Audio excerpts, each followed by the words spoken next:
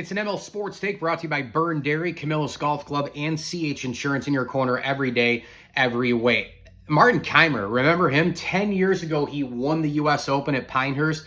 Basically has disappeared ever since. Not just not winning a major, he hasn't won a tournament since 2014. By the way, this is probably his last hurrah at the U.S. Open with the 10-year exemption coming to a close here in 2024. But, you know, look, he won the Players' Championship. He'd come to Pinehurst, obviously having won that great tournament. That spring, he crushed the U.S. Open field. He won wire-to-wire, 8-shot win.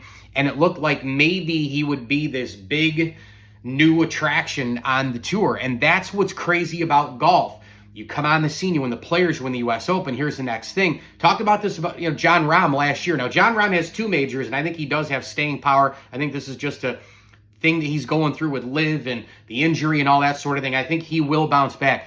But it's usually like 3 to 6 months. Oh, no, okay, who's the next guy? And who's the next guy? And that's why the Nicklauses and the Watsons and the Palmers and the Tigers and the Gary Players and all these great, unreal, elite players of all time, Bobby Jones, Ben Hogan, that's why it's so amazing what they've done in the history of the game, because we go from 3 to 6 months to 9 to 12. Oh, who's the next guy? Who's the next guy? What's the next thing? Who's the, Rory McIlroy has been talked about for a few years now. People, he's never going to win another major.